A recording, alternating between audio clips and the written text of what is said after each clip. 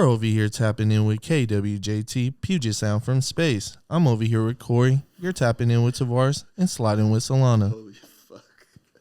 I'm sliding with Solana. Hey, man. You already know what's going on, man. Whole lot of KWJT shit, man. For all our groovers, thank you for grooving at home, listening to the podcast, streaming it on Apple and Spotify. We appreciate you guys at home. Thank you so much. Also, a huge shout out and always forever love for Tranquil Forest. We appreciate you guys for just supporting us and supporting the culture. And man, without a further ado-ski, I would love to introduce this week's guests. We got Belugs and Andy up in the motherfucking building.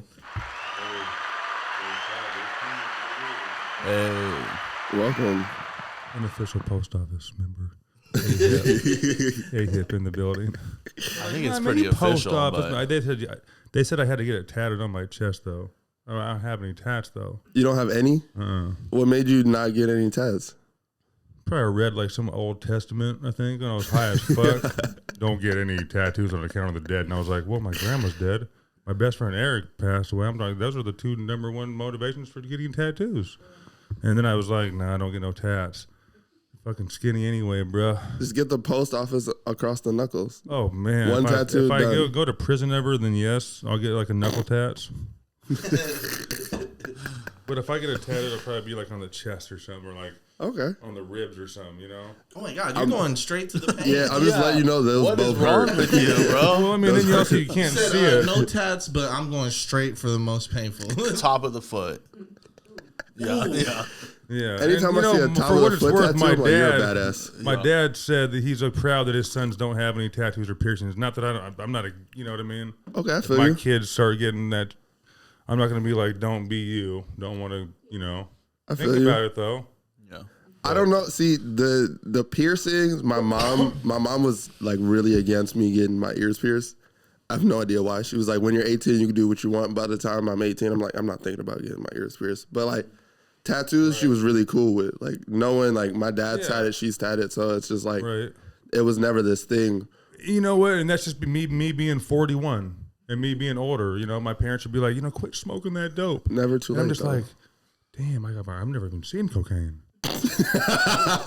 Like we used to play fucking Crips and Bloods back in the day, and we used to have a bag of flour because we were influenced by Colors back in like 1989, 80, you know, whatever. Hold it. Colors didn't come out then, but that's when I saw it. So You know, there's a shout out to lot Frog. of you guys are both you guys are both true 90s like.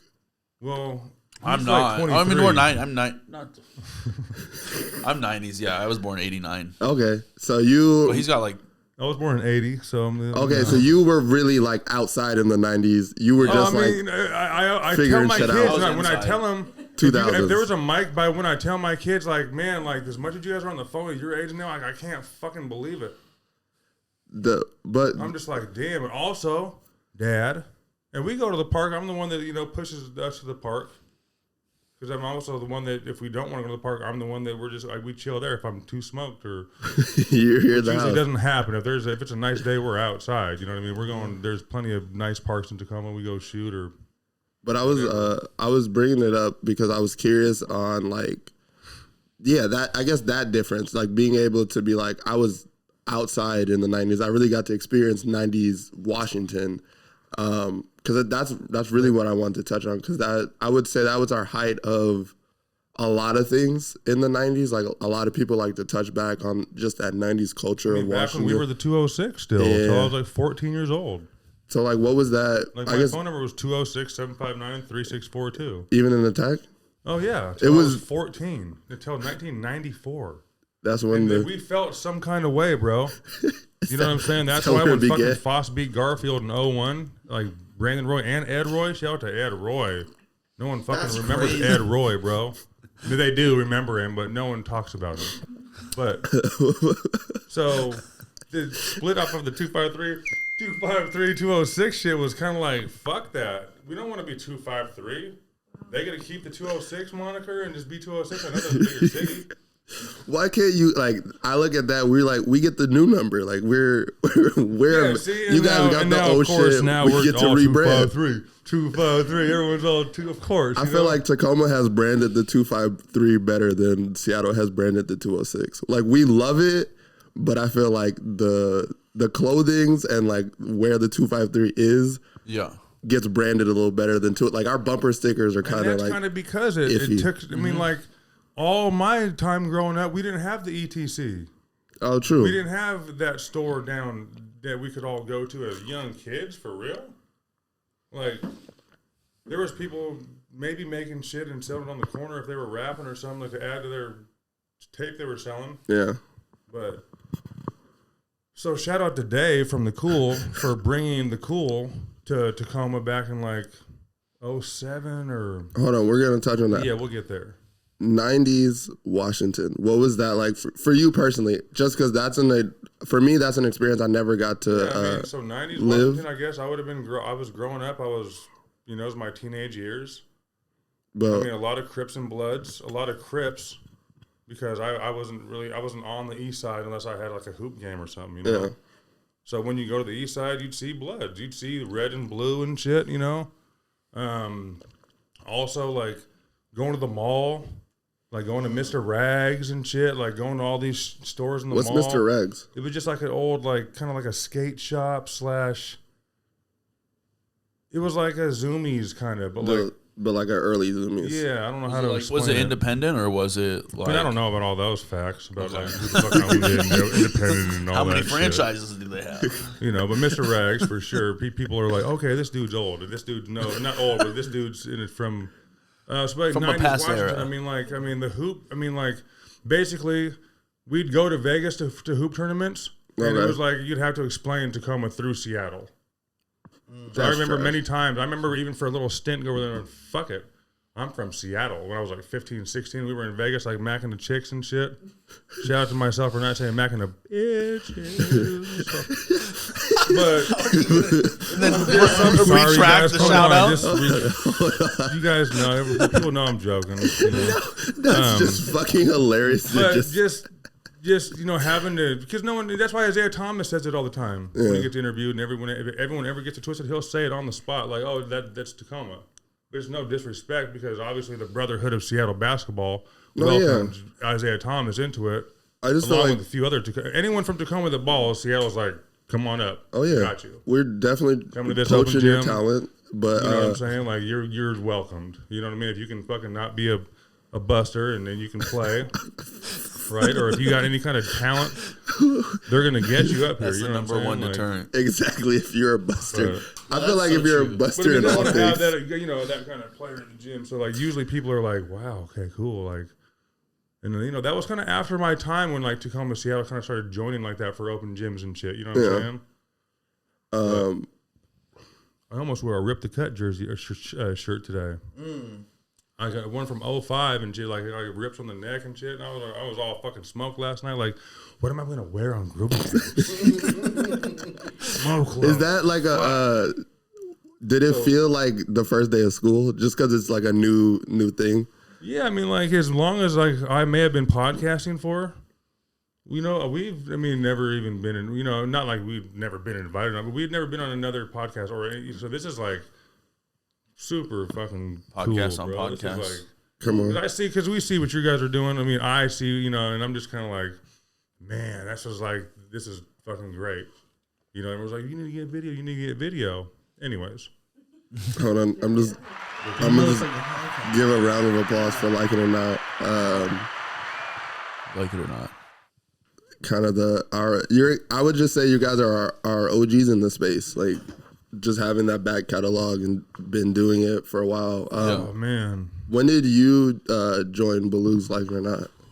That's a great question. Probably, Like 3 or 4 years ago, probably. I think I'm not really sure, but like for those that don't know, it started out with Umi and Andy. Yep. And they did it at the True Studios in Seattle, I believe, right? That was Chinatown, right? Down in the fucking the art building, the fucking what's that? Oh my god, I used to have it on lock when I used to say it because Umi and Chris, people would get off the bus and come and we'd meet in Chinatown. Or he'd come down sometime, they'd come to Pioneer Square. Because I worked at Ebbets during that time. Oh. So I was there for like 5 years. So that was like my 3rd year at Ebbets when I was working there. And then fucking... What was the Ebbets? You know Dedrick at all? Dedrick or Tone or any of those young Seattle dudes? No. Dedrick, I feel like... I bet he has a crazy Ebbets collection. My homie Dedrick. Shout out to Dedrick and Tone. Fuck yeah. Everybody has a crazy Ebbets collection now. But cut that part out. But Mark. No, we were just talking about so like the Addison Art Gallery. So that's where the studio was. The studio was at. And so and this was fucking. It was great. We did like 40 episodes up there. You know. Did like Umi, like he used to see me coming in the shop, and I used to always be like fucking yapping so much. And Umi's obviously clearly already had a podcast idea in his head. Yeah. And that was right around the time where I was like kind of started thinking like, dude, okay, maybe I do need to do a podcast. This is like 2016, maybe. Yeah. 15, 26. And then so he was like, all right, Hip, let's do this thing called, we're going to do it called, and he had a name, Like It or Not. And I was like, that's fucking fire. A, sign me up. Let's fucking go, The name is fire. So shout out to GMK, though, too, for just fucking holding down, being ready every single time you enter the building. He's just like ready, Besides the time that he had Royce the Choice in the building. Yeah. Before I knew or cared, Royce the Choice. Come on now, I'm bumping 4s, and there's some songs in there that I play on repeat 10 times in a row. This is a small story, real quick. We're going out there to do a podcast, and Royce the Choice is on the couch real quick, and he's like laid out on the couch, and I'm just like, all right, I thought we were doing a podcast, and then all of a sudden Umi's like, we got to get him on, so we do, and we turned out not dropping it because it just. I'm sitting back there just like not even like engaged. You know what I'm saying? Yeah. Anyways, but like it or not though. Shout out to Royce the Choice, man. One of the fucking the dopest rappers I've ever heard, whether from Seattle or from wherever. I'm just saying he's fire and he knows that I know that. So, no, Royce is amazing. He's on a whole different level, but yeah. I wanted to ask you guys how the podcast space was when you were formally getting everything together. How was it just being introduced to the music industry, fashion industry, just moving about in Tacoma and Seattle? So let me start just quickly by saying you get in there. They've got he's the Post Office Studios complete. That's a whole other business venture of. We're gonna get into Beluga's back. Beluga wears he'd probably actually 30 hats. I'm just lucky and fortunate to be able to have the post office to go to. You know what I mean? Yeah. But whatever happened, you know what I mean? Like I'm not a paying member of the. You know what I mean? Mm-hmm. You are. Well, I guess I do because I pay you for the podcast. So But like, can you say the question again, or I like lost the question halfway through his story? I was just wondering how the space, or how the space was for you guys, being introduced to like the music industry and with the podcast connections. Okay, yeah. I've always been a part of the scene since, like I said before, I knew him since like since I can remember. I started caring about it once my hoop days were done. I started realizing the passion of the MC. Swear to God, I was like, damn, these dudes really caring about this shit. Yeah. Fast forward to me meeting fucking whoever I met. Then Glenn meeting him was like the blessing in disguise. Because this dude's helped. He's like does management. He fucking does it all. So I just being I'm done. But this dude right here is amazing. You know what I'm saying? Like he kind of brought me into the shit too by taking on Like It or Not. Umi heavily recommended him. We fucking linked up. Already knew him though a little bit, and then boom. Yeah, I'd say like still getting to know me. Yep. But yeah, I'd say like ETC is definitely like a pillar of like getting immersed in the community.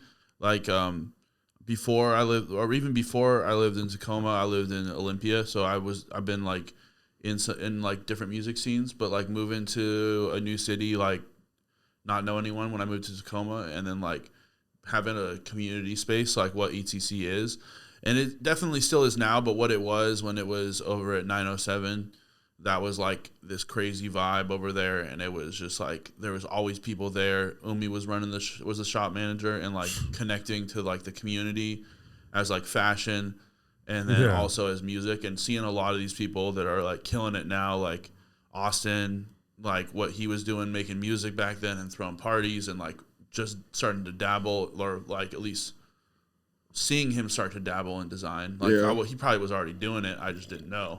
But like starting to see that come out and see the different people that came through the shop, it's just always crazy. That's like a major connection for us, I would say. Like most everyone that I know in Tacoma, for the most part, I mean, I know more people now, but like came through the shop, and there's like such a connection there down there. I mean, to add to that, I used to spend a lot of time in the shop back when it first originated. Now I just go in there to like for my pickups and straight, because it's like time is, I don't have much time to, when I do, I love popping in. But I used to be out down in the shop, had my hoop and my name, asking about this on the board. They had a little free throw contest and they had their hoop on the board, and no one could beat my record. What's your record? It was like 9 or 10 only, but I mean, no one could get 10 or 10, and no one could ever beat me 9 or 10. Anyways, that's pretty decent. That's what 10 and 10 Paris? is. 9 and 10 is pretty solid, straight free throws. So Belugs, you, I was introduced to you through, I would say the ETC, but I would say more through the show management and what you do for. Why am I blanking on the name? Alma Mater. Alma Mater. I really was. But like I know you make beats because you made Chris something crazy, and I know what's probably in the vault is probably also crazy. You run a bunch of facilities, so like where does this passion to like keep hustling, keep like adding another job, adding another hat, adding another talent come from for you? Yeah, man, that's a crazy one. That's a great fucking question. I don't know. I think like I'm drawn to experiences and like moments, and I think like that was something. So that was something I was like thinking about. Like I think I like to like, I'm drawn to experience and moments, and I like to like also like do a bunch of shit. Like I want to try as many things as I can and figure out what I like doing. And so I'm like very blessed that I've been able to like move through a lot of different scenes and work with different people and like try different things and see what works and like continue to build and learn. Sometimes I'm like, feel like when people are like, what's your 5-year plan? I'm like, I have no fucking idea, but I keep evolving. So I might not have like it really figured out, but it keeps happening. Like, I think I'm just like, which I think is a great perspective. Yeah. And I mean, come on. And like one thing I would kind of wanted, or like, I think with getting to work on all like these musical things, like, and going back to like the moment is like, I'm really drawn to like, as much as like the song is cool when it comes out, the moment that you made the song is like is like those experiences of like getting to work with creative people and seeing like ideas formulated. That's always awesome. No, that's fire. Give that a round of applause. Yeah, like it or not. Because I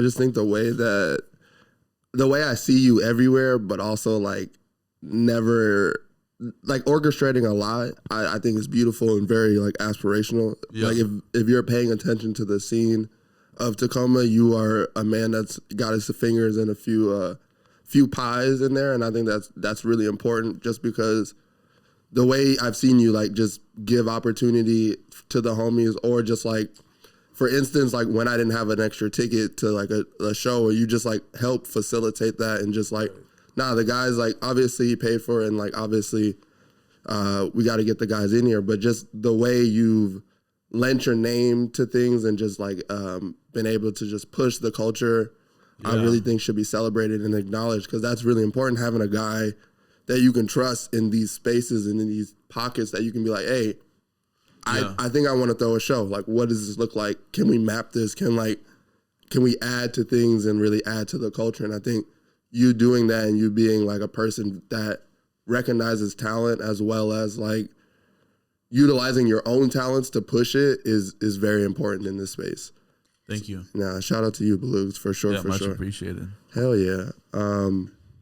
So I wanted to ask about the different characters that you post about. So there's like 3 that you use on IG. Can I get one more drink for this question? There's a... Just kidding. But you can bring a shot of whiskey and a beer. Do you have a beer in there? Nah. With like a White Claw though or something? Yeah. You want the White Claw? Fuck yeah. Don't get too drunk, because if you start slowing, I'll mute your mic. Oh no, No, dude. I'm just, hey, We're cool. you know? We're saying it now. I'm saying it now, and if you just can't hear yourself during, come back, you'll be like, no. damn. You guys want any of this? It's like a sour IPA kind of smoothie ale. I'm definitely down. It's like a No grapefruit. whiskey, I'll take the lime one though. Yeah. Yeah. Thank you. That those are the smoothie malts or Yeah, smoothie? this one says this one's called like a sour double IPA. It's from 450 North. I had the raspberry ice cream cake or something. Okay, yeah. QJ brought it. Okay, awesome. Yeah. So I know you guys are on the same Yeah. time. Yeah. See, I can't drink a whole one. I always do this when I. You get always these got to do a drinks. half? Well, I mean, like it's just thick. Yeah. Good reach. I mean, which is It's like good though. Michelangelo. Yeah. But There's to drink a whole entire one is something, you know. It's an experience. I have a coworker. There's a company out here called Grand National, something like that. Great Notion. Great Notion. Yeah. Yeah, my coworker, like he loves them. He put me onto this fucking lime cheesecake pie something. Okay. It was amazing because you get all the lime flavor, but it's like still a little hoppy. Yeah. So it kind of cuts out where you would be like, oh, this is disgusting. Yeah. And like I feel like these making beers more like smoothies and things of that nature is really, really dope. And I feel like the brands that are doing it are really popping it off because I'm like, I can smack these in the summer consistently. Like Who a case of started these. that? Yeah, it's like makes it like super approachable, and I think it's also awesome to like bring the beer game to like a different market. I feel like it's kind of gotten into this like hype beast level of this not like completely like, but there is like the smoothie beer drops, and you got to go get them at the shop, and they're like Some people don't get them in you the group can't chat. They them, get or they're mad. like, yeah, they're gonna sell out, or Definitely like, building a culture around. yeah, which is awesome. Our breweries are actually going crazy. Like buku out here. People More so than they travel- already fucking were. Mhm. People travel to tap in with our breweries out here, and Yeah. I think that's that's a great business standpoint to, if you're gonna build up a product or if you're gonna do something with something, you kind of have to create like the hype around it. Which in retrospect, good products shouldn't really need too much of that, but like Totally, yeah. I mean, hype is necessary. You want to, Especially when you know something is that good, and so it adds to it. Because that great point though, Tavares. Fucking A. Wow. Me turned up, Oh bro. my- Me and Hip be on the same energy, bro. I be realizing that whenever we're out and about, man, that night, the night I actually got to meet you. Oh, when we went to the Zodiac Supper Club? Yep.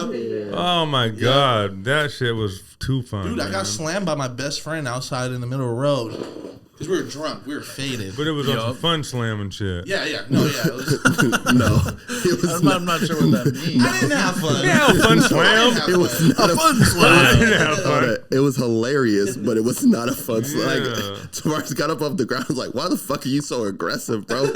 Like we're kicking it." So Like, obviously he's bigger. He's big like you. Well, or- yeah. Shout out our brother Brandon. He shout loves out the Brandon. podcast. Yeah. He watches every episode. Shout out to He Brandon, moved for to sure. South Carolina about 10 years ago, Oh, so he's been out there living and watching and tapping in. Yeah, or he supports us in any of our endeavors. He loves my music. He Fuck taps yeah. in with. he'll read. Corey. He's like, fancy, but- I forget that he follows me on Twitter, so I'll just occasionally he'll retweet something like wildest or outlandish. I retweet it. I'm just like, who's this? And I was like, it's Brandon. It's Brandon. But tapping in. we took him out. Corey took him to Glenn's show. I was working that day, and then I was like, man, where my boys at? They're like, we're in Tacoma. So I was like, all right, I'm coming from Fremont. I'm like, Wow. yup. finna push up. That's a You dip. hop on I-5 South, you feel me? I'm Carpool finna lane push by up. myself. Fuck it. And then that's when I seen y'all. But no, that was a great night. It's kind of one of the first nights I was actually like ushered into the Tacoman community. Yeah. Meeting- Because everybody was there. Yeah. Fucking, Yeah. they needed to be there. That was like the first like Chris couple Q, shows like opening up. That you know, Yeah. that was I love that. I think of that moment a lot because that was kind of like Tacoma trusting us in like a real way because like me and my homie Brandon popped out to the show. Like I didn't like post it like I'm sliding. Like that was just like there and it was like, oh, Corey's here. Like, oh, fire, you came to like, it's like 7, 8 o'clock at night. You came to like fuck with us. And then he pulls up to the bar and then it's like, oh, these guys really came to like just vibe and kick it. And I was just like, that was the first time I really felt like a synergy moment where it was just like, oh, like these guys do really go outside and push up and they're not just like in Seattle and it's not just like talk. Cause at that point it was just like, you've seen me, like people have seen me at ETC a couple times and just like never really got to experience Tavares and shit like that. Exactly. So it was that first time where you're like, okay, I get to see the guys in a space in our hometown. Like, who are these guys? Who are these random Groovy Tapes people that just came out of nowhere and was like, you know, supports the scene, you know, they do their stuff, but like we've never hung out with them. We've never sat in the same room with them. So I think outside of like small Tacoma parties or like things that we were invited to before making the podcast, that was like our small like interactions we would have with Tacoma in general. So like that night was really like just pivotal for me to like. I would say like Tacoma like Tacoma is like a very real, recognizes real environment. Like as someone like that's not from Tacoma that's been accepted in the scene, like it's like the real, recognized real, and Tacoma knows you guys are real. So like. We've like seen what you guys have been doing. We hadn't met before, but we'd seen what you guys have been doing and knew what you were. So it's all love. Yeah. And that was definitely cemented that day because I was just like, Blues is making a steak in the bar. I love this place. That spot's wild. It's been a while since I've done that there again, but it's so good. It's so good, especially like the 2 a.m. steak is so different. Yeah, that's dope how they do that. It's so different. Their other location was freaking awesome too, man. The one that they had downtown. They used to be, like more down, like in a. It was more dingy because it didn't have the vaulted ceiling, like different levels and shit. You know.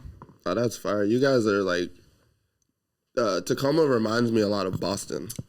Okay. Because Boston has like Dazzles explains it like. You've been out there a lot, or you just? Me and Solana went to Boston one time and got fucked up for like 3 days, and like It just reminds me of like a small town, but not a small town, because it's like a college-y. They have like all the Ivy League colleges, but there's just parts of plus Boston College too, right? Yeah. So there's just these parts. Ivy League, it's more like fucking public school. There's just these parts that are. You know what it is. I used to read the Whitey Bulger. They really caught it straight. Hey, Whitey Bulger, South Boston. They no, you're good, buddy. They have this area where it's like all bars, like basically what the downtown is in Tacoma, where it's just like you can bar hop for days and days, and then you can find these like little nooks. Like me and Solana were just walking around and we found this like random ass local bar that they're like, oh, where you guys from? We're like, Seattle. Like, how'd you find this bar? We were just like, we wander around. It had a downstairs. It was a bunch of people our age, so we were just like, fuck it. We got drunk and like. I was smacking pitchers for like $3-4, and it was just it gave me that like we support our like local like our local town. Like we know we're not trying to. We know you'll come out every night if we can supply the music is good and the beer is good and the company's good. So I feel like what was the name of the bar? I have no idea. I could tell you what it looks like. When were you there? You guys there? 3 years ago. Right before the pandemic? My homie Jordan's going there in a few weeks to run the Boston Marathon. Oh, fire. Oh, yeah. He's ran like 3 times. That's really scary, though. This is the first time they're running it back in Boston, though. There's virtual for a little bit. There was a virtual. I don't know if I'm savage, though. I don't know if I'm going to the virtual marathon. Oh, he was running it in Tacoma with people on the screen. Yeah. Oh, that's fire. That's crazy. Damn, because how do you not cheat? Like, I would just be so. He also tried MMA for like 4 fights. He was like 2-2 or something. He was like, I'm cool on this. Okay. Because I'm like, I would just like, or even an Apple Watch. So what are we smoking now again? This is fucking really nice. Yeah. Shout out to the. You know what? Let's just run it. You know what time it is. Hit that motherfucking playing. All right, y'all. You already know what's going on. We're over here smoking Finest on the Finest podcast in the city. We got that Angry Birds from Tranquil Forest blown on that strong pack. Come on. Strong man pack. Hang. I love that. Sorry. This beer is like immaculate. I'm glad it's not a full one because I would be really swifty over Andy, here. I wanted to ask you a question on. I wanted to ask you how the modernization of our cities been affecting the culture within the neighborhoods. Specifically from your experience, Tacoma. Like you mean like the gym with gentrification and stuff like that, or just like I feel like that's a recurring subject in right with the name and labeling it that and in shit. the podcast at least, but in retrospect of the modernization I'm speaking about is how more and more things Is there are given to artists being developed. That's a good question. Do you mean like artists as in like? Like, do you mean how much more like the cities are becoming open to giving opportunities to people?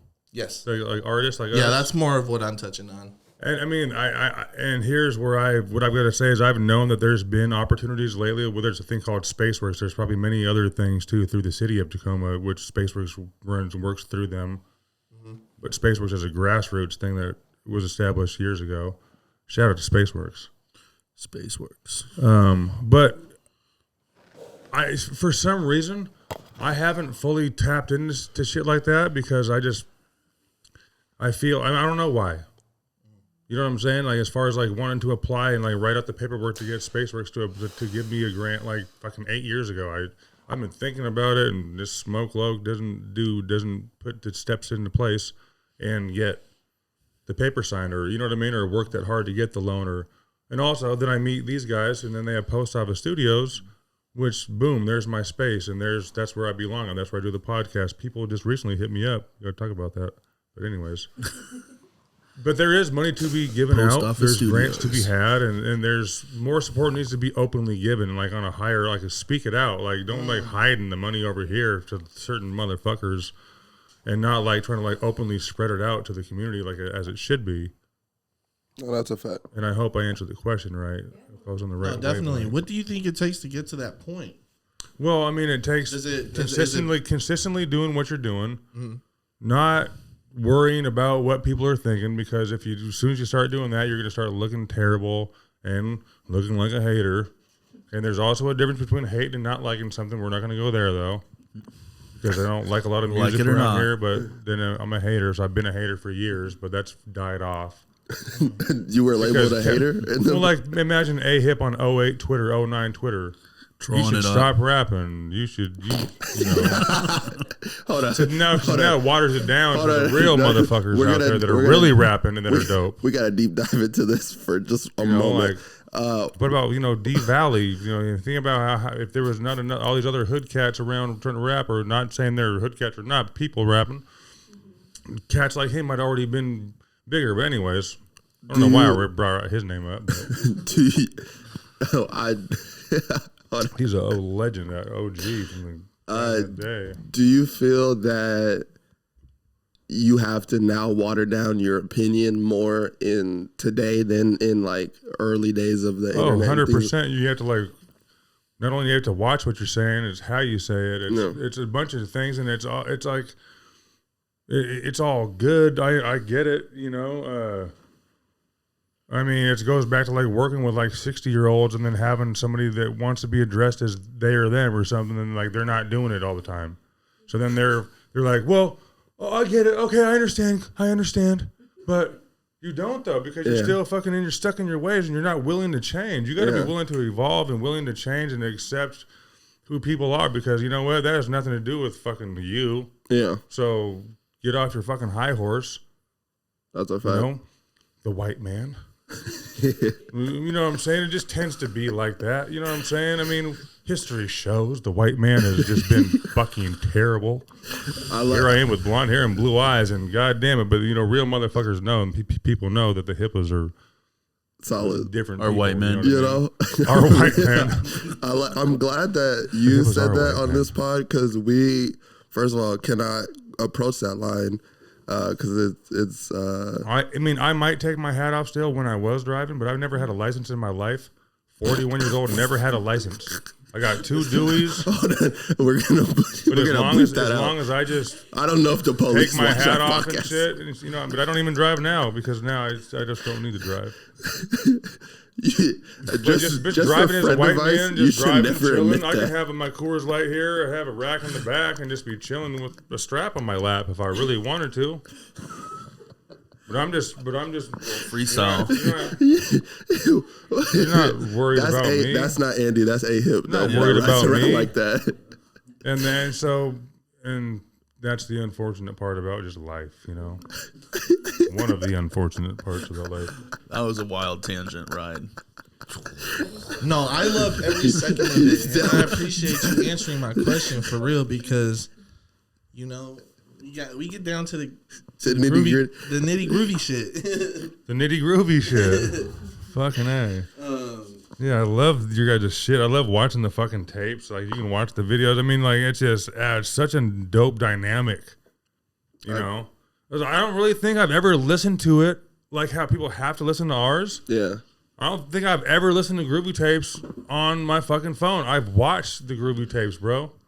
So, I mean, because I haven't been working in Seattle. So when I used to work in Seattle, boom, I would have popped the podcast on the sounder for sure. But I feel like I've always been big on the visual aspect just because, like, there's so much nuances to, like, him and I's interaction. Don't call the cat overturned. Dude, I'm a cat, man. Put out that hip had a 21-year-old cat. You not expecting to see Bonita? What a vibe. Told me I was the cat man back in the day. My brothers gave me the nickname. I'd come out in a robe and get the neighbor's cat to just come over. No, Anyway, I mean, my bad. I could do the same, but me and Cat have a special But I wasn't vibe. trying to. No. You're that on was some good. You're on a great subject right now. No, that But was you've been. How long you been a photographer for? You know what I mean? Like, how long you had the idea to do that? 3 years. I became a photographer to not get left behind.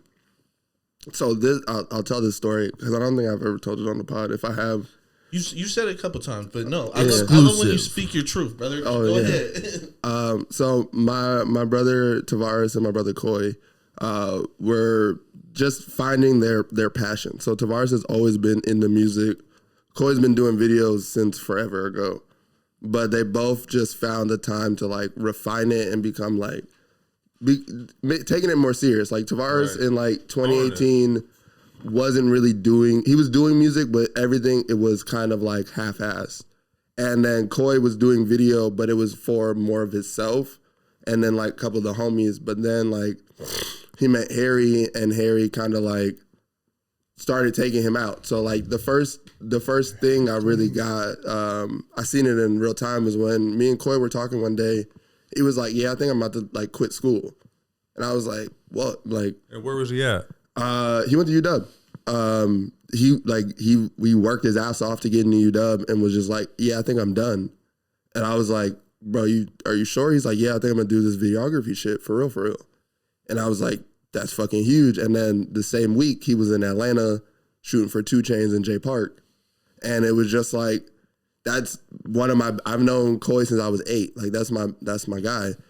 So, like, just to see him manifest it and just, like, take that leap of faith, I was like, oh, okay, that's amazing. And then Tavares was like, nah, I'm getting studio time. Like, I'm trying to figure out to find a studio to take it out of the homie's house to, like, really get mixed and mastered, have somebody really, like, care about this, let me spend my money on it. And I was just watching them both take these small steps into, like, figuring out what their next thing was. Because, like, Tavares was just working at the time, Coy was just working at the time, and they were just like, all right, I'm going to bet on me right now, and I'm going to figure that part out. And I was just, like, working. I was just the homie that hung out with both of them and was just, like, watching them take this stride. And then it clicked the day we watched, Tavares shot this music video, Hot Sauce 2.0. And I was like, they were like, be in the music video. And everybody around us was like so excited to be in the music video. And I was like, nah, I don't like. I'll be in it because I fuck with you, but I was like, I don't want my role to be in the music video guy. I don't like that. That's never been my thing of like getting the attention as well. I never wanted to be that dude. So like so I saw an opportunity to be our BTS guy because like Tavares didn't have any content to post without the the video. What time frame is this again? It's 2022 now. This was like 2019. Yeah. Cool. This is still end of 2018. End of 2018. Summer 2018. So this is where they're just like he shot Hot Sauce, and I'm like, okay, I'm in a couple of the scenes, but I'm like taking photos in the background. I'm like doing recording. Yeah, but I was just looking at myself, and I was like, everyone else is here to be in the camera. Like, I don't give a fuck about being in the camera. Like, I was just like, I want my friends to win. So, like, for my friends to win, I started realizing you need more content outside of, like, just the music video. Because the music video goes off, and then that's it. And if it's a banger, I'll run it a couple of times. But, like, really that first experience is what you get out of it. So, it's like, he needs the BTS. He needs the photos. He needs these things. And then I got pissed off one day, and I was like watching hella interviews. Like this is now, I do that for basically a year. So I sell my car to buy camera equipment. So I went from an iPhone to like, all right, now I'm gonna get a camera. You get a sound or card or something too? No. I had you get places and shit, or you had another car? No, me and my girlfriend share a car, but I was willing. Like my job was close enough where I did take the light rail, things like that when I had to. But like at that point, I'm just like, fuck it. Like, but you made the gamble. Yeah, I was like, how do you see your friends take strides and not take strides? I never want to be the friend they visit. Yeah. You know, like I don't want to be the friend that has to be like, oh, we're on tour, like, come on tour. And I'm like, oh, I can't. I got this, and the third. So, like, all right, when we're in your city, come out. I never wanted that experience for me. I wanted to be able to, like, join in. And so I was like, okay, they need photography. Like, I'll take photos for Tavares. Like, I only got a camera so that he could win more. Yeah. You know, like, he, like, it wasn't like it or not. You know, like, so it was just, like, creating these moments so like my friend had more content and I had something to do where I didn't have to be on camera because like he blows up, I'm his photographer, that's my job, and that was fine for me. And then I got to this space where and I was also like, time out, you have to work at you can't just get a camera and start just so you had to study the shit a little bit and learn the shit a little bit, right? I just shot him a lot of it. This man immersed himself. Yeah, I get upset. Like whenever I do something, I get obsessive. Like all of my content shifts to whatever I'm learning. Give yourself a round of applause there for learning that camera work, and you're still learning it though. Yeah, I'm definitely still learning. Or learning, getting probably but hell yeah, always learning. You know, it was just I don't know. It was I was looking around me and I saw like I'm a student of like the game of culture. So there's always this moment where people give you two options. You either take the option that is harder but has more rewards at the end, or you take the easy option and watch the people who do the harder job get the fruits of their labor. So I was at that point where I was like, all right, I'm watching my friends bust their ass. I can either sit in that space of just like, yeah, I'm gonna cheer on, I'm gonna be in the music videos but never have anything to do with it, or I'm gonna help support it. So like that snowballed into this because I was just like, I don't like mainstream interviews. I was like, I'm tired of the not really getting to know people, but them giving their time to sit and like answer like really nasty questions or really shit like I don't give a fuck about. Like I don't care about certain aspects of people's relationships with their kids unless you're fucked up, you know? But other than that, I'm like, I don't give a fuck if you beat your kids. Like, don't ask any, like, no one should ask people. But I don't, like, it's not. Yeah, like. I don't, those are. I'm about to beat your ass right now for asking me that. So there's elements like that. So, like, I wanted a space where we could celebrate the people that we really want to hear from. Definitely. And then that's how we got here. But, like, it started with this guy believing in himself and Koi believing in himself, so that it was to like a point where it's like, okay, this makes sense. You either sit on the bench and you watch, or you play in the game. So that's what them was for me. Just I watching. almost had Umi in here today. It was going to be a surprise because like I was like, this is the Like It or Not podcast, and like I owe Like It or Not to Umi. Yeah. Straight up, we already kind of talked about that, but I thought about it in my head how I really didn't give him the flowers I should have gave him earlier, a half hour ago. Yeah. But the other guy, like, wow, and he was like, man, I'm on another vacation, like a little mini. He's busy, but he was like, man, what a Mr. great Busy. idea, and he was like, fuck, I would love to have pulled up, and then I didn't even know at the time I asked him that him and Paris had already pulled up, and then you guys had just dropped this like 2 days later, and I was like, damn, that's crazy. Manifestation. Yeah.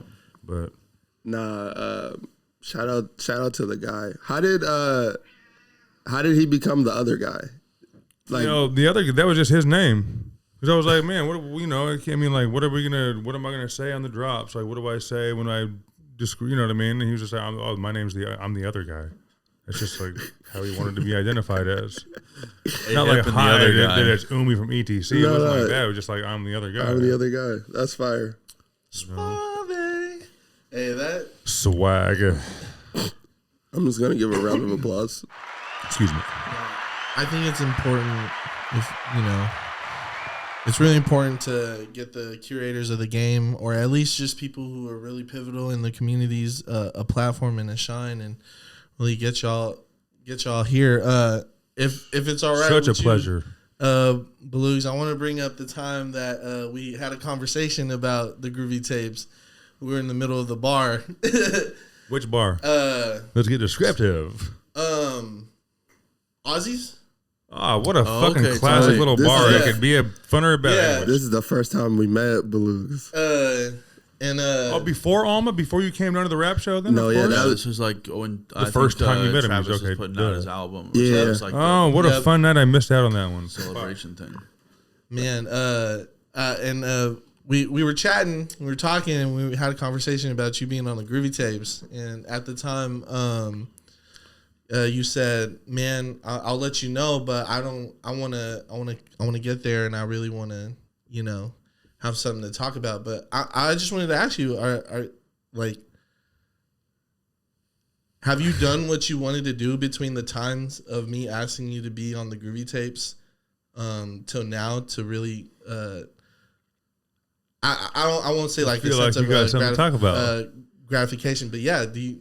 I don't know. I mean, like Reflecting on what you've done the past, I would say year. I think that's getting close to a year from when we probably met. yeah. It was like the start of the summer. I feel like when that album rolled out, maybe. I guess so. I don't know. I when I said that, like, and I maybe had like said, or I've been like had this thought, like if I'm gonna go out and on a podcast or something and like talk, I want to have something to like be talking about and promoting or something to push people towards. It's not just like me talking, like, Yeah. so I wanted to do that. And I mean, I have things, but like I don't have anything that's out besides the like what I've done with Chris. Yeah. That's awesome, the stuff I made with Chris. It's and fucking then very awesome. Yeah, no, that's been awesome. He's a amazing dude to work with. And I mean, I'm always doing a lot, and sometimes I think I like take that for granted, that like not granted, or like I don't like, recognize or acknowledge like all the other, like, because just like what you were saying earlier, like with your questions, is like definitely a good reflection of like all the shit that I do and that I sometimes forget that I'm doing. Yeah. So, but yeah, no, I'm still figuring it out, but I finally finished like an album that I made with Perry Porter called Fire. Chariot, and so it'll come out sometime this year. Well, that's yes. Come on, So bro. like that one I produced all myself. It's 11 songs. So I'm stoked about that. Stoked that I get to like continue to work with musicians that I love, and like Chris and Glenn and Bear, and like me and Johannes have a bunch of songs. Yeah, I heard when Joshua was here, Yo was like, you guys were cooking up. What's that feeling like, being able to like just tap into different sounds? Because like all the artists that you named have their own way of expressing themselves in music, and all their tonals are kind of different, and like vibes are kind of different. So do you enter the session very like, I got a Johannes session tonight, like, you know, I got a Glenn session tonight, it might be this, that, and the third, or do you just be like, how are you feeling? Like what how do you cook up in those I mean, I think to like go to like the feeling, they're definitely different feelings, but when it comes to like each person, you know, it's going to be a different vibe. I have like an expectation maybe of how it's going to go. Or I mean, when I first started working with Yo, there was like less expectation because we hadn't begun a relationship of working together. We've always known each other in the scene. Amazing dude. He's like been killing it from like hosting to DJing to everything. Yeah. And now be back in the rapping. But like in terms of like producing and making music, like I really got back into making it like this like during the pandemic, like when the pandemic started, like I work at Post Office Studios, work with Quincy, DJ QJ, and Chris P, and they're like amazing producers.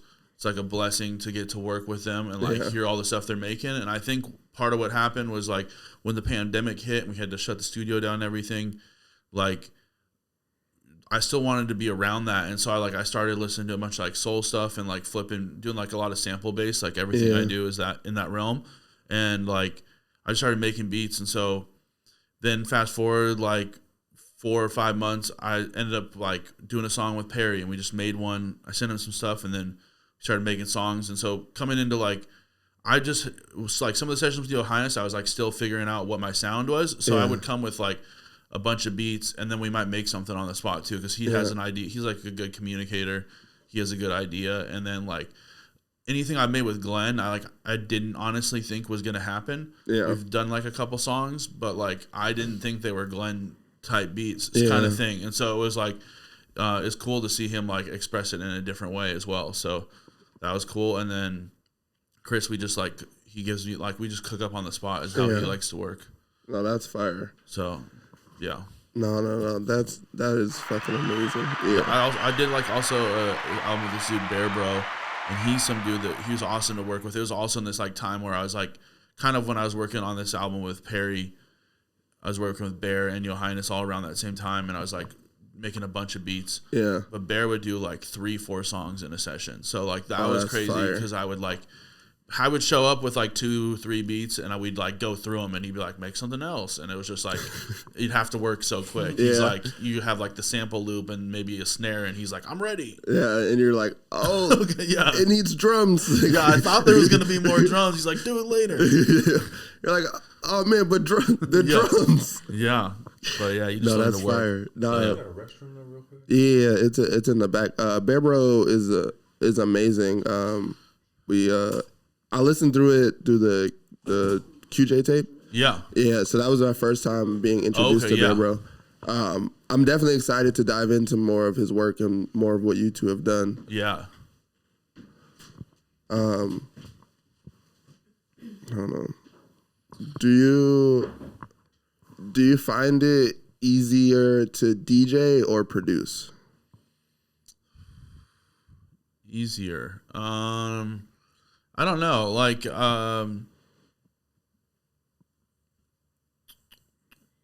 like them both. I haven't been DJing as much lately, honestly. Yeah. So, or I'm like, I feel like I'm barely producing as well. But anyways, I'd say like maybe DJing is easier. It's like, I think like the most important part to me about DJ is like good song selection. Yeah. And like knowing the environment that you're playing in. But then obviously there's other things, like there's other key components that go into it, like not playing 2 songs at the same time and knowing how to mix them together and stuff like that. And that takes more skill. But like, so I think like DJing is maybe easier. Yeah. As long as you have a good taste in music. Nah, I don't think I've ever witnessed one of your sessions, but I've seen it on IG, so I've gotten like a little taste of it, but I don't think I've had one in person. You did one in the summer, like a DJ set. Yeah, and I've like sometimes I'll play at DJ QJ and Friends. Yeah, first Friday of the month at Zodiac Supper Club. Come on, I'll play there sometimes, occasionally, because a friend of DJ QJ, and but I haven't really been playing out. I've been like wanting to, and like. Man, where was I? Fuck. I think I went and saw a homie play This DJ in Tacoma, man, I want to say like T Blezzy. Yeah.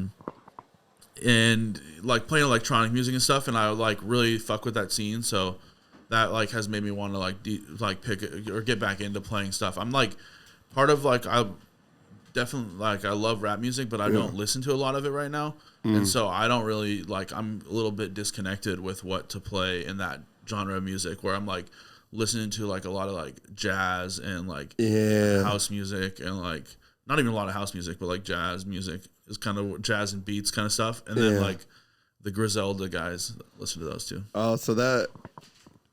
Hell yeah. Come on. Slide through. Come on back, man.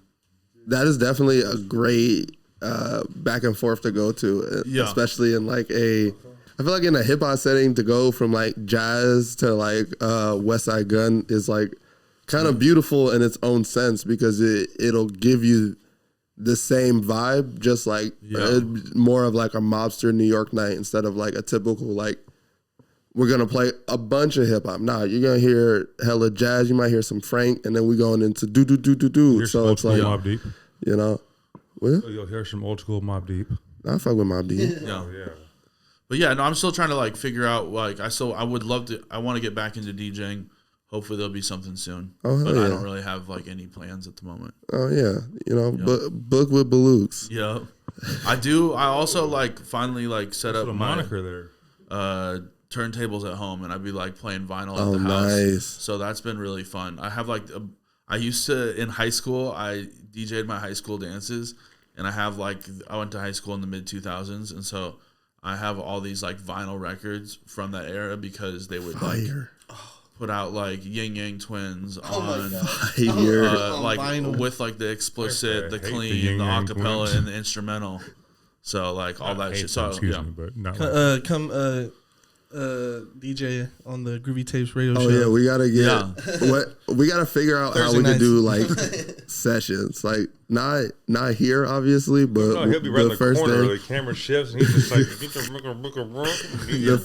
the first time we get a space, like I definitely want hella the DJ homies to come and just like do a live where we just have it's none of us talking, it's just all the homies playing vibes. Yeah.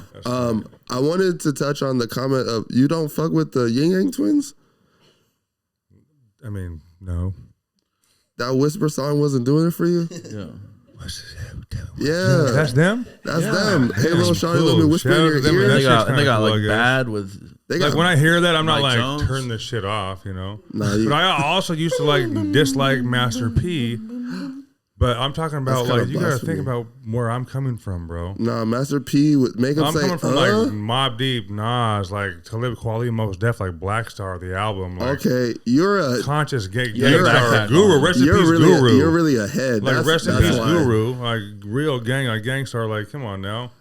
Nah, I feel When I you. worked at Ebbets, I'd send jackets because I was a shipper. I'd send jackets to like DJ Premier and like DJ, Nice and shit. D Nice, excuse me. And I stutter by nature, so it ain't because I'm drinking. But hold on, I used to write personal notes in the boxes when I gave them to him. Oh, that's fire. Yeah. Did anyone ever send anything back? No, but she used to like mention something to Lisa though, because Lisa would be fucking not sending nothing back. But No, just like a thank you or just like, oh, shout out to Evan. You never. Oh, Rob Stone, the San Diego rapper Rob Stone. Yeah. He did, because I saw an order come through for him. So before I put that order aside and before the shit went out for the day, I DM'd him on fucking Instagram and wasn't even following him at the time. And I was like, yo, you just placed an order at Ebbets? And he was like, yeah. And I was like, all right, cool. And so he might have got a couple extra things from the defunct bin. Young Rob Stone. You know? That's very Also, interesting. TJ English, the author, who writes a lot of like the mafia books from like New York. You look him up. He touches on shit from all decades of mafia and crime. It's my friend's uncle. Oh, that's He got fire. a couple extras too, because he's a real one. I fuck with that. Yeah, for sure. TJ English, Somebody. author he covers only like mafia shit for like the last like 30, 40 years. Oh, he got the Mafia Market Corner. Oh, he's like he's known, but he's like still low key, still alive. I gotta get into that game. You gotta be challenged. You know, I mean, I read the books about like Whitey Bulger and shit. You know what I'm saying? Yeah. Like so that whole movie with Jack Nicholson and all them guys. Never seen it. Like Whitey Bulger coming into the candy store back in the day, and like people used to look up to him instead of Ted Williams. Bro, Ted Williams batted 400. He's the only motherfucker that batted 400 in the last 60, 70 years. You know what I mean? Like to bat 400, Ichiro almost got there. That's kind of crazy. But he was so big, and people would still be like, no, I fuck with the local gangster, Whitey Bulger, because he gives my parents money. But he also takes money from them and requests money from them and then demands money from them. You got to get the money to move around. You know, you can't just Money give man. it. You know, you can't just have the money. You got to. I'm gonna take the your Irish money. mafia right there. But anyways, yeah, South Boston. Did you go to South Boston when you were there? No, I'm not going to South Boston. They don't like black people. Dude, okay, yeah, I didn't know how you get serious over there. And they can fight. So, like, I'm not going to South Boston to be like, get my ass whooped and come home with that story. Hey, man, you bumped into me 4 times. Like, bro. imagine walking into like a young Marky Mark today, though, a 2020 version of Marky Mark. You might see one of those in Edgewood or something. You know, he's different. Like Emerald Ridge class of, never mind, just joking. Yeah, I feel like we didn't really touch on basketball as much as I wanted to. I feel like your sports knowledge is very, very has very, very much depth. Do you focus mostly on like local sports, like? Because I feel like you either know stats or that's fire stats or facts of like. I mean, like, for instance, like, speaking about Boston. Yeah. I mean, did anybody know the story of Chris Herron? Who the fuck is Chris Herron? But everyone knows Jerry Tarkanian from UNLV, the legendary coach who used to bite the towel on the bench. I know the Larry image. Johnson, I don't know the Coach person. Stacey Augmon, the best college team ever, the 91 runner-up was that Duke upset, actually. No idea. In the 91 semifinals. I cried myself to sleep that night. You were a fan of 12 Duke? years old. Oh, fuck no. Oh. I was a UNLV fan, bro. Okay. When they came out with the American flags on their jerseys back in like 91, bro, and so did my Red Robin team, had them too. I went and got American flags, and I don't know whose grandma sewed them on because it wasn't mine, I don't think. But someone's grandma sewed on the American flags, and we were out there, and then none of our dads were in the Army and shit. We were just like, fuck it. UNLV's doing it. Did you guys win, though? We were the Red Robin, the restaurant, sponsored by them. You walk in the Red Robin back in the day to our team championship. Pictures and shit, bro. Baseball and beautiful. fucking basketball. That is fucking. That's lit. Like You that's know like what I mean? having a hit song in high school. Like that's also AAU that's shit when back I in started the day. growing up, and that's when AAU kind of first started happening, and that's when I started coming up to tournaments in Seattle and meeting CAYA, which is the Central Athletic Youth Association, which might not even be going on now. Have you ever heard about that? CAYA? I've heard about it, but I don't know where. So I don't know. Bro, okay, imagine this. Okay, you're coming from Tacoma, coming up to an AAU hoop tournament. Linwood's up there, Shorecrest, Shoreline, and then CAY is there. Okay, they got their colors are fucking navy blue and yellow. Fire. They got fucking button down, pop off tops. They got fucking rip off pants. Everyone, I mean, they're just balling. No, Doug Wren, I think, played for Seattle United, but like everybody played for CAY. You know, I would from too. Paul Arnold. Damn. To fucking Who the fuck is Paul Arnold? like Eddie Lincoln, bro. You know, and those dudes are like down here compared to the motherfuckers that we know about. Not like saying they're down here, but I mean like, dude, Doug Wren. The game I went to back when Jamal first came up from LA. Yeah. Like we heard about, okay, boom, we're playing him. I'm playing for the People Center. We're playing in a spring tournament at Mount Tacoma. Back in high school, Jamal Crawford is just this dude we hear about because my friend's dad, and we're all kind of tapped in. We all know what's going on. But they hop off the fucking bus, like our team van, with only 5 people. I don't know who the girl was. It wasn't Sheila Lambert. I just had to bring her name. But Ricky Davis or Ricky Williams, little Ricky Frazier, excuse me, Smoke Loke. But and then David King, he's an assistant coach now, Big David King, Jamal, and somebody else, and they fucking came out there and they beat us. But I remember everyone wanting to guard Jamal and shit. And it was such a great experience. The first time we all met Jamal Crawford, bro. He was doing it all. You know what I'm saying? But we were like still like, okay. we're gonna see you next time, but we're like you're locked in on we're fans. Yeah, we're fans, and he's my age. He's my age, dog. It was tough for me, but I was like, you just gotta give respect where respect's due, bro. Come on, man. No facts. You know. No, Jamal definitely was innovating things, especially at that age. I seen Sam Perkins walking with Doug Wren down by the Hotel Monaco because my friend worked at the Hotel Monaco years ago. I remember fucking seeing Doug Wren and Sam Perkins walking, and all I can remember about I was thinking about, please talk some sense into this dude, because Doug Wren should be on the name on people's lips. You know what I'm saying? As far as hoop goes around, and it's just like he had a bad rap. Yeah, you know. I saw him in Vegas catch a fucking catch a ball and just dunk on 3 dudes, but he traveled. And when the ref called travel in Vegas at a tournament, he just flips out, gets ejected. Syracuse, Kansas, get up and leave. He still went to UConn. Yeah. But anyways, though, Doug Wren, shout out to Seattle Hoops, though. You know what I'm saying? Like, that's a fact. Yeah. Anyways. Woo. Let me catch my breath over here. Like a name drop tally on that one. No, there was a bunch, and I had no idea who anybody you named. So it was, for me, it's like when I listen back to this, I'm just gonna Google. Like Yeah, I mean, for sure. Because Mike Dickerson was the name we dropped on the last podcast. I mean, who's Mike Dickerson? Huge influence on. He went to Federal Way. He went to Arizona. He's the one that God Shamgod did the Shamgod on. In '97, Providence, Arizona, in the fucking NCAA regional game. That's crazy. That is the first time the Sham God was seen on fucking tape. It was to you. That is, you know what I'm saying? And then everyone started doing the Sham God, and everyone's like talks about it now like it's an actual move.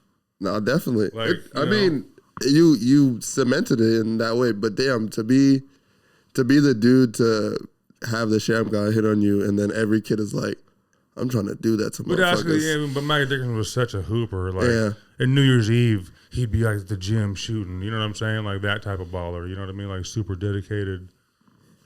You know, but yeah, like it or not. How's the game been changing for you guys? Like, I like to ask other podcasters that because we perceive the game in our communities in such different ways. Like, how do you see the state's future, and where are we projected to, from what you've been experiencing? I mean, I'll start. You want to finish? I'll try. I mean, to be completely honest, and it's not like I've never in my life been like a overly confident or a cocky dude. But I mean, I just feel like, even though like it or not, I don't give a fuck where it's at or where people might think it's at, because I see what you guys are doing. And then once we get on a video level, okay, then we're just gonna be able to highlight that many more people, or once we get on our guest shit more often or whatever. But as far as like the spotlight shifting and like energy being on it, whether it's hoop or just culture in general, because Seattle does have a bad rap because of all the fucking tech shit and all that, and people think it's a certain. But people don't, until you come here, you don't really know Tacoma, Seattle. You don't really know how the people are here. We're some of the realest motherfuckers in my, you know what I'm saying? Like, so, I mean, I feel like, dude, like, it's just, you got to keep on evolving, you got to add video shit, you got to add things, so you can just keep on continuing to highlight the people that are truly need to be highlighted. Like, sometimes they don't like doing it themselves, or they need people like us, or, you know, I don't know. There's more podcasts coming. People are starting to do it more often, you know, more, and there's opportunities out there, and it's almost like if you don't rise to the occasion and grab them, then you're not going to get them. Yeah. You know, like, now I'm all over the place, but yeah, shit. I think just to carry on that, like, I think with anything like I've got many other people that I do want to highlight though, that you know what I'm saying, that like it was just hard. It's so, yeah, but sorry. You're good. With like so many more platforms, or like more people to get in the game at any time with anything. It's just, I think part of it's just like keeping it real and being genuine. Yeah. And like making sure that is like, that you are able to do that, whether it's music or art or photo or podcast or whatever. I think that like resonates with people, because like we see a lot of people, not like just like get into the game for something else that's not really genuine. And I think like that's a way that people, as the game continues to change, people can remain in it. Yeah, I definitely think I like that people are starting podcasts. I just want people to continue them. Yeah, just because that's the hardest part being about it all. Consistent, yeah, for sure. Yeah, and I like to really tell people, like, just because we have been able to do once a week, now twice a week, Groovy Tuesdays, you know, shout out. Just pick a day. Like, it doesn't have to be once a week. Like, if you drop once a month, every other week, every third Thursday of the, you know, like, as long as your viewership knows that this is what they can provide on, like a show, it doesn't matter when you drop. I think people see the, like, I gotta drop this many times, or this is how the calendar, like, this is when it should happen. As long as I have an expectation of when I'll receive the content, it's a lot easier to grow, because, like, there's people I watch that drop literally once a month or every 3 weeks or things like that, where they do other content, but as far as more like of that, I just want to know when I can expect it, because with most things you're looking for, when is it coming back? Is it next week? Is it this week? Oh, you're on this Thursday? Okay, cool. So, like, I just feel like with anything with podcasting specifically, just find a day and stick to that day. It doesn't, like, the illusion of every week is so fucking hard. If you can get it down to once a month, where you can be like, okay, at least, you know, Wednesday is my day. The middle of, you know, every second Sometimes Wednesday. I truly feel like I could be podcasting 5 times a day. You could, but right, but I mean, like, with a lot of structure and all that shit. But it's only like, me and Umi used to do it every Thursday, for instance, back in the day. You know, and his schedule is different in work. He's a DJ. He's fucking this and that. You know what I mean? I have fucking kids and a family. I sometimes fail to realize that I have shit going on too. Yeah. So we weren't on, like, every Thursday. Was nice though, because I could expect to meet Umi there. Yeah. I could expect to just, you know what I mean? But no, definitely having that consistency where you can just depend on it and really just use it as, like, all right, this is now a show. Like, you can build yourself where the audience doesn't lose that. So I would just say with anything, just figure out your day and don't stop. Because, like, I love all the homies starting pods and just getting new information and people that I want to see in front of the camera, or I may not have known I want to see in the front of the camera. I just, like, but don't give it to me. Oh, pause. That was crazy. Don't drop once in a while, because that just makes me not give a fuck. Because, like, then I'm just like, oh, you don't really care. Right. Why should I care? Even if the content is good. So, like, everyone in YouTube will always say, like, all I did was pick a day and drop. I just kept to that momentum. Like, then cool, and that worked for you, Todd Powers. You know, but I feel like those things get you to that. Todd Powers, you know. Who's Todd Powers? The successful YouTube guy that drops every Tuesday at 5 p.m. See, Pacific like, Standard Time. Yeah, just having those, like, those consistencies where you can just know I'll get this content when I want it. Yeah. Hell yeah. Man, this has been super fun. It's been a pleasure to be here, guys. By the way. Yeah. Oh, dear. An hour and 13 minutes? Yes. Damn. Podding over here. When Potter's pod. You know how we do it, KWJT? Man, before I truly take us out, do you guys want to say anything? You want to leave any of your friends, family off with the end of the episode? Show some love, or, you know, I can take that. I know this guy's got the shout outs. Shout outs are the unofficial favorite part of the Like It or Not podcast. Just some love, you know. I like to end the podcast off with a little bit of love for you. No, I said you wanted to go. No, I'll end it off. You started off. I'll end it off. Oh God, I wasn't ready for this, but, you know, here we are. I would just say, like, shout out to both y'all. Thank you for all of you for having us on here. Of course. Really appreciate it. It's awesome to, like, see what y'all are doing and get to step in the room. Awesome. big shout out to ETC and Umi and everybody over there for continuing to push culture. Post Office, Alma, Glenn, Chris, Quincy, everybody. I don't know. There's way too many people to name, but yeah, Andy. Thanks again for just having us. Hell yeah. Yeah, and I mean, shit. Just to add to that, I mean, a lot of the same. Shout out to Matt for stepping in to Like It or Not years ago. It was about 4 probably now, to be honest. You know, we've been just loosely going for 4 years. No video guy yet, but it's all good. It's all going to organically happen, you know. Shout out to that UPS student that's from Maine that's going to be enrolling next year. That's going to be like, anyways. But shout out to just, you know, to ETC. I got ETC on my chest right now and on my legs, and Coover too. Shout out to the Groovy Tapes for having us up here. Of course. Like, it's been a huge pleasure. I was like super excited to come up and shit, you know what I'm saying? Like, then Baloogs was all like, initially like, man, I might not be able to make it up. And I'm like, I'm going to see her solo Like It or Not, bro. Fuck no. So shout out to Baloogs for finding time and coming through. Thanks for and for doing all he does too, you know, Hell for dealing with A-Hip on the side. Shout out to just everyone keeping on doing their thing, like, you know, whether it's music, art, or just you know, working at your job and just fucking supporting your friends and just maintaining that just sanity, that maintaining that just being positive and trying to be happy and trying to find something good in the bad. Yeah. You know, like, just shout out to people just in general. Shout out to humanity, you know what I'm saying? Because shit's fucked up. You know what I mean? Facts. Oh yeah. Shout out to I'll Fight You though. I had to say it like that, even though they're not a band no more. But shout out to Frank. Shout out to Chris and Glenn.